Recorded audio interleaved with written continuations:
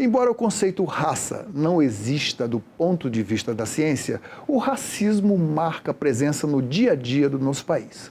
Numa tese acadêmica publicada num livro com o título 50 Tons de Racismo, a pesquisadora Janaína Bastos fala desse fenômeno e mais ainda, sobre como a cor da pele tem um peso enorme nas oportunidades na vida das pessoas.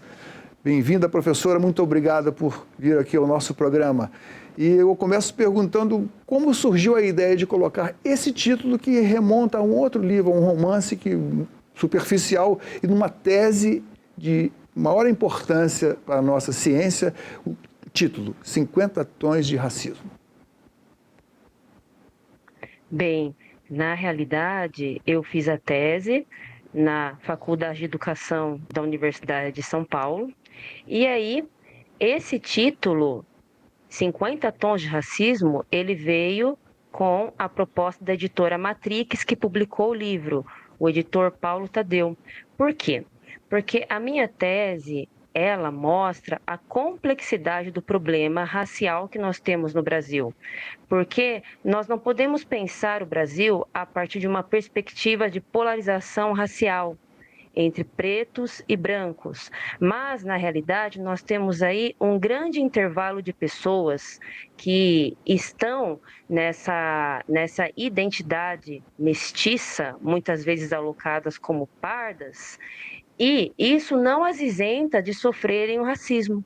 Na realidade, à medida em que as pessoas embranquecem ou enegrecem, elas acabam tendo uma experiência racial diferente, até porque a ideia de embranquecer ou enegrecer, ela não tem a ver apenas com o tom de pele, mas ela tem a ver também com questões socioeconômicas, culturais, a forma como essa pessoa se percebe, a forma como ela é percebida, também em relação a diferentes regiões do país, porque uma pessoa que é vista como branca na Bahia pode não ser no sul do Brasil. E aí, o que a minha tese trouxe, e aí tem a ver com o título do livro, é a seguinte questão, que no Brasil nós temos um racismo extremamente complexo, mas nós não temos apenas um tom de racismo, nós temos diferentes tons de racismo, porque à medida em que a pessoa embranquece ou enegrece, ou ela é percebida como mais branca ou como mais negra em relação a outra pessoa, ela vai ter aí uma experiência diferente com a questão racial. E aí que entra o título que o editor Paulo Tadeu trouxe ao livro, de 50 Tons de Racismo, pensando aí nas nuances raciais que nós temos, porque o Brasil não pode ser percebido a partir de uma perspectiva polarizada, como se fosse brancos e negros, mas nós temos que considerar a complexidade que está em questão quando tratamos da diversidade racial e também do problema do preconceito racial. Professora, do seu livro a senhora faz uma divisão entre o histórico, o racismo histórico, aquele que surge com a colonização do Brasil a partir dos portugueses que vieram da Península Ibérica, que interagiram com os indígenas, depois com o fenômeno do racismo com os homens que vieram da África, homens e mulheres que vieram da África através do tráfico negreiro, e o racismo moderno. Como se explica, de forma sucinta, esse racismo mais antigo, nas diferenças em que ele se aplicava aos negros, dos portugueses contra os indígenas e contra os negros? Bem, pensando no racismo, racismo é uma ideologia, um imaginário racial de que a humanidade estaria dividida em diferentes raças humanas, na qual a raça branca seria superior aos demais. Esse é o conceito de racismo. Racismo moderno é aquele que surge a partir da modernidade por conta do colonialismo europeu. Então, quando nós pensamos no colonialismo europeu, nós também temos que ter em mente que nós tivemos aí diferentes experiências coloniais e que esse colonialismo, ele acabou aí sofrendo variações de acordo com o grupo de colonizadores e de acordo com o grupo de colonizados. Então, existem muitas variáveis nesse contexto. E quando pensamos em Brasil, temos que ter em mente que o colonialismo que ocorreu nas terras que viriam a ser denominadas aí como brasileiras, foi um colonialismo português. E esse colonialismo português, nós precisamos entender que ele admitia a mestiçagem, ou seja, porque o português já era um grupo que tinha uma propensão à mescla com outros povos. E quando o português, ele empreende o colonialismo nas terras brasileiras, uma grande característica que nós vamos ter aí é a produção de uma intensa mestiçagem na população. E aí o que ocorre é que essa mestiçagem, ela acaba sendo crucial para nós entendermos esse imaginário racial que nós temos no nosso país. Por quê? Porque quando nós pensamos em racismo, nós estamos pensando em uma ideologia, em algo que reside apenas no imaginário. Só que esse imaginário, ele acaba modelando as nossas relações no dia a dia. E o que acontece é que junto com o racismo, vem esse imaginário de raça. E por mais que nós saibamos hoje que não existem diferentes raças humanas, mas que existe apenas uma raça que é a humana, o que ocorre é o seguinte, é que esse imaginário, ele continua a modelar a nossa realidade, porque as pessoas mantêm a percepção da existência de raças. E aí, como nós estamos tratando de algo extremamente subjetivo, de uma realidade subjetiva, essa ideia de racismo, de embranquecimento, de enegrecimento, ela ainda persiste no nosso dia a dia. Então, quando nós pensamos assim, por exemplo, a pessoa ela é percebida como branca, ou quando a pessoa responde o censo e ela inclui lá a categoria branca. Ela inclui não, ela se identifica como branca no censo, a partir das categorias que estão ali. Essa categoria branco, ela não diz respeito apenas à cor de pele, tanto que se nós formos observar, as pessoas no Brasil, muitas vezes têm tons de peles que não são tão distantes entre si. Mas, na verdade, essa categoria branca, ela tem a ver com questões socioeconômicas, com questões culturais, e ela recebe a influência de quem está observando e de quem é observado. Professora, ou seja, trata-se de... Professora, a senhora, no livro, a propósito, a senhora cita o conceito de branquitude. O que é a branquitude? Sim. O que seria a branquitude? Isso que parece que todos os cidadãos brasileiros, ou a maioria deles, perseguem em suas vidas para melhorar de status, digamos assim. A branquitude seria a experiência de ser percebido como branco. Esse conceito branquitude é um conceito que nasce nos Estados Unidos e os pesquisadores de lá, eles formulam esse conceito para entender como ocorre a ideia da supremacia branca naquele país. Porém, quando nós chegamos no Brasil, nós temos também a experiência branca, trazemos esse conceito, mas nós temos aí que compreender como que ele ocorre de acordo com o nosso contexto, que não é isento de mestiçagem. Então, mestiçagem como percepção do imaginário racial. Então, no Brasil, a branquitude é uma experiência de todo aquele sujeito que é percebido como branco ou que pode ser percebido como mais branco em relação a outra pessoa. Ou seja, estamos no plano do embranquecimento. E à medida em que a pessoa é percebida como branca ou como mais branca em relação a outra, ela pode aí usufruir de alguns privilégios, ou pelo menos ela pode ter os seus direitos menos tolhidos. Ou seja, em um contexto em que possa ocorrer uma situação ali fomentada pelo racismo, quem tende a sofrer com essa violência racial é aquela pessoa que, naquela situação, está sendo percebida como menos branca em relação às outras. Então, veja que a ideia de branquitude no Brasil tem uma relação muito próxima com a questão do embranquecimento e com a questão da mestiçagem. Porque uma pessoa que pode ser percebida como mais branca em um contexto, em outro contexto, ela pode ser percebida como menos branca em relação às outras, né? Por quê? Porque no Brasil nós estamos aí de uma realidade extremamente complexa, porque nós não temos critérios objetivos para categorizar racialmente a população. Isso varia muito conforme muitas questões aí, as quais eu exploro muito na minha pesquisa e no livro. Professora, a senhora também no seu livro cita que na década de 50, a partir da década de 50, o Brasil foi utilizado pela Unesco como o país ideal para que fosse serviço de modelo para estudos do racismo e como se fosse, de uma certa forma, um modelo de democracia racial. E o que aconteceu para que nos julgassem assim e a realidade de hoje? O que acontece aqui no Brasil? A gente sabe que o fenômeno do racismo ele é constante no nosso país.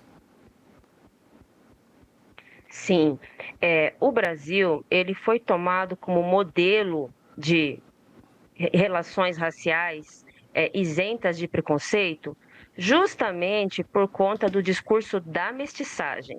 É aí que nós temos que tomar cuidado, porque a ideia de que o brasileiro é mestiço é uma ideia que ela tem que ser trabalhada com muito cuidado, tanto para que nós não caiamos aí num reducionismo e tampouco num negacionismo. O que ocorreu ali na década de 50 é que nós tínhamos um discurso negacionista de que não existiria racismo no Brasil, justamente por conta da ideia da mestiçagem.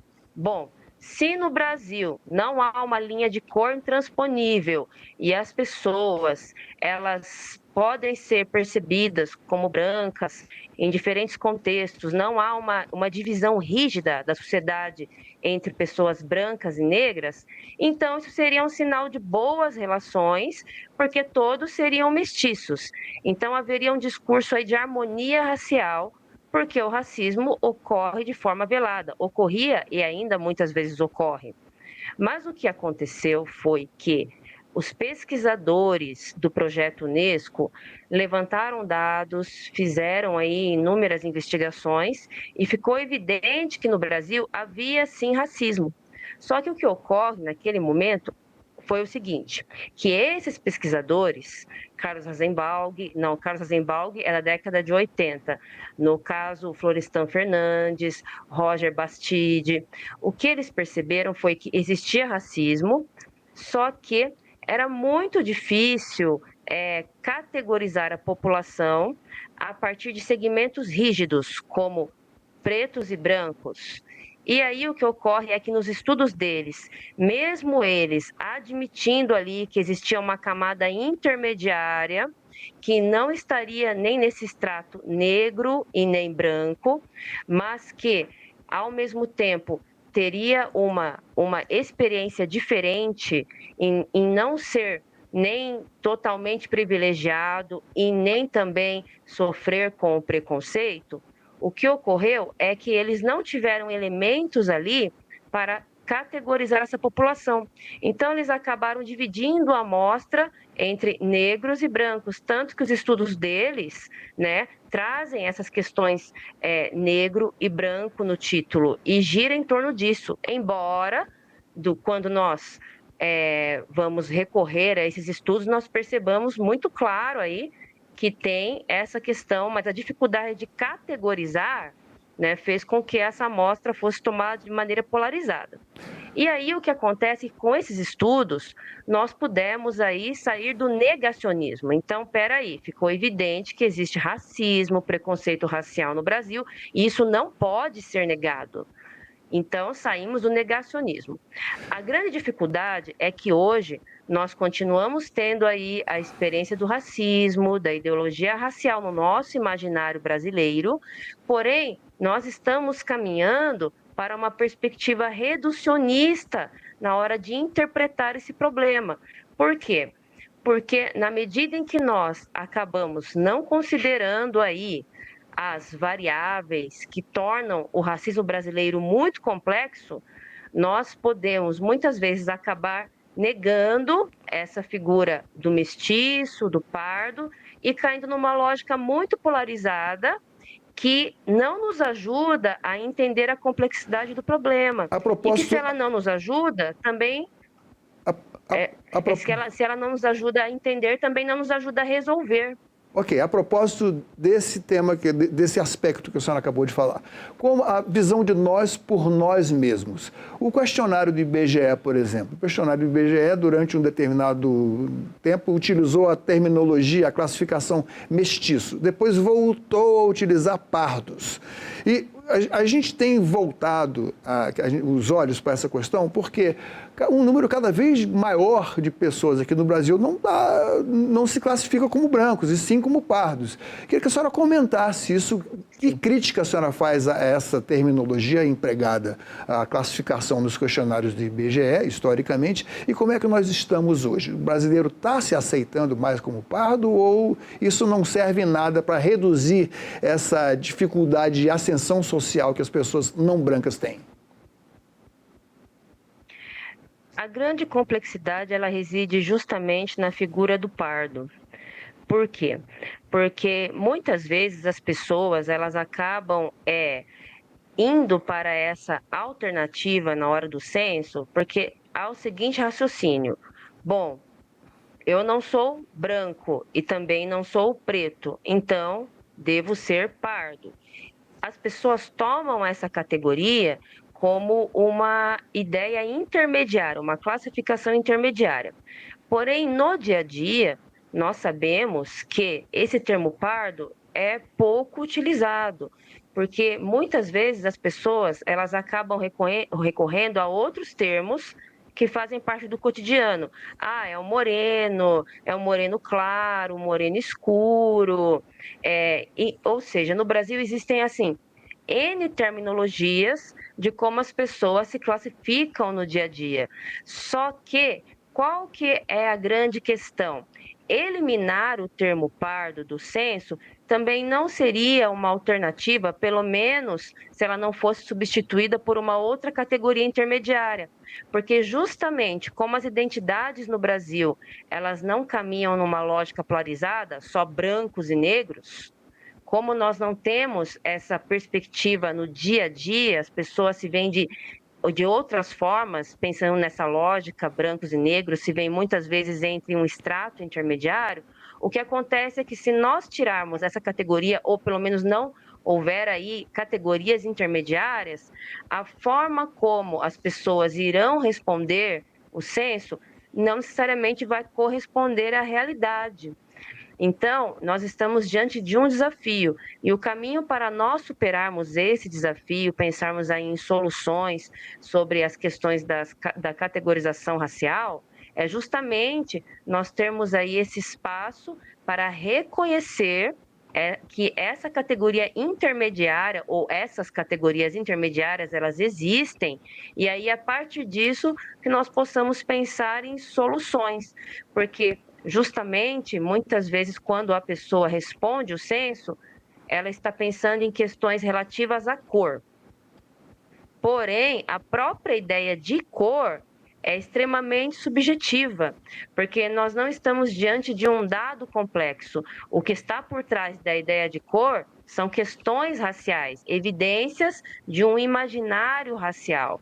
E aí, a ideia não seria eliminar categorias intermediárias, mas talvez possibilitar o surgimento de outras categorias, porque o que nós temos que questionar é o seguinte: até que ponto nós não estamos presenciando neste momento no país o surgimento de outras identidades que poderiam ser contadas aí para fins de censo, para fins de pesquisa, de questões socioeconômicas, para que nós possamos ter um raio-x aí mais preciso da realidade tal como ela ocorre, realidade que não está isenta dessas questões aí extremamente subjetivas que acabam modelando o nosso dia a dia.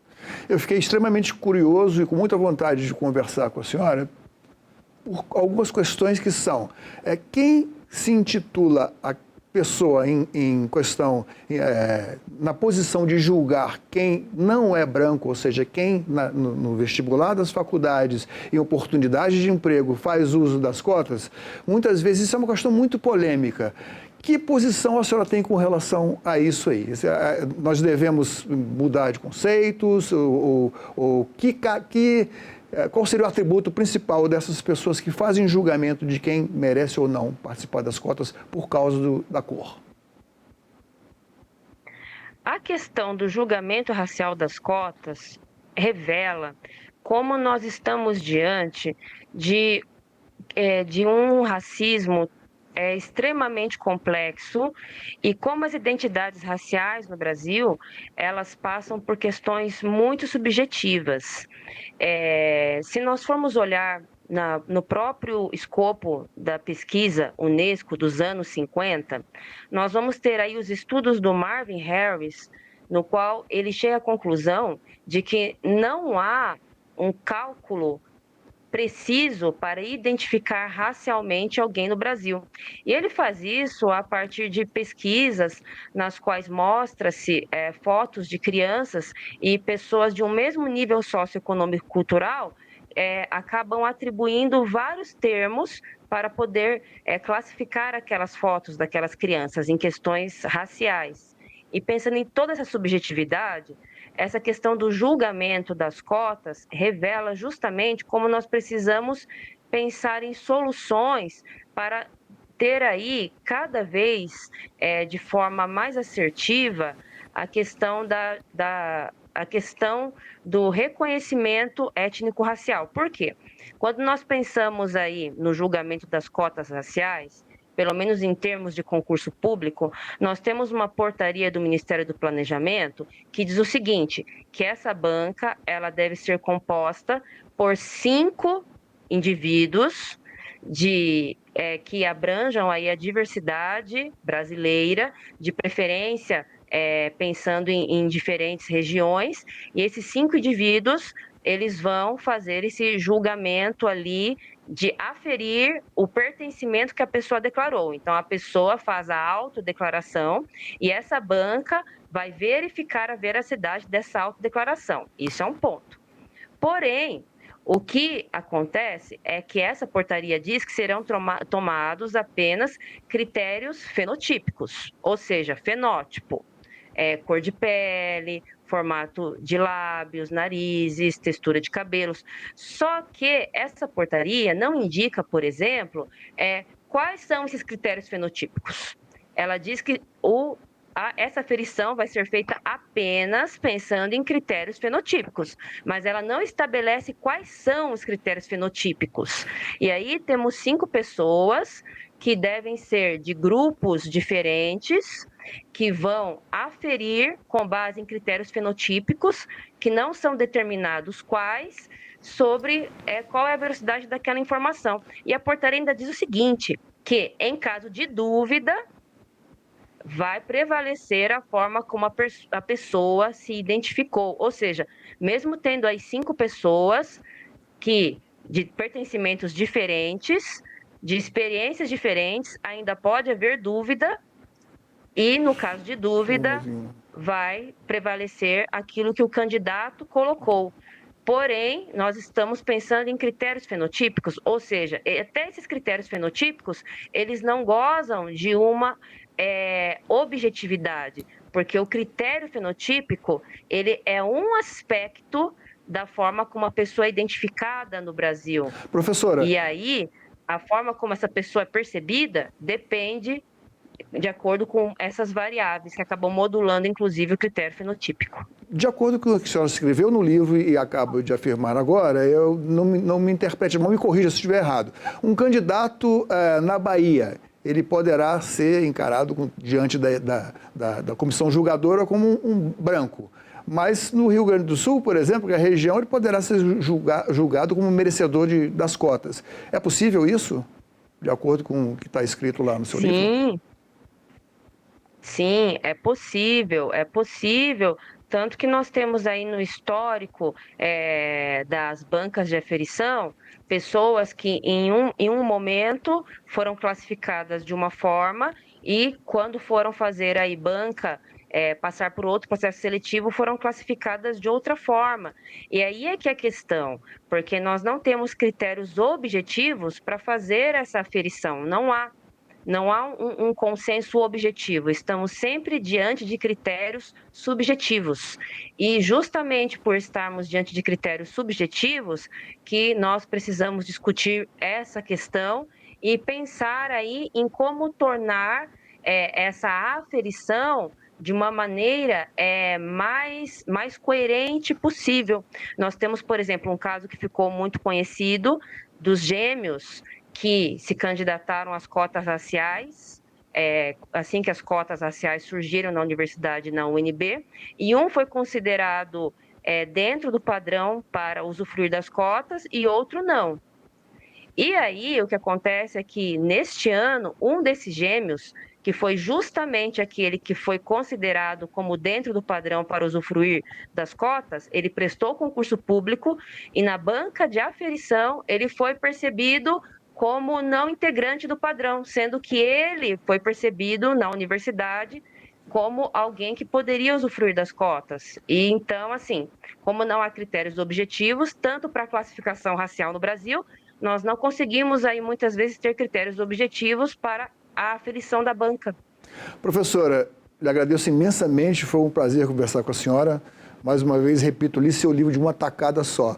E muito obrigado pela sua presença aqui. Esta entrevista e todos os nossos outros programas estão disponíveis para você rever ou compartilhar no nosso site, senado.leg.br/tv, ou então pelo nosso canal no YouTube. Inscreva-se lá e marque o sininho para receber notificações. Obrigado pela companhia e até o próximo Cidadania.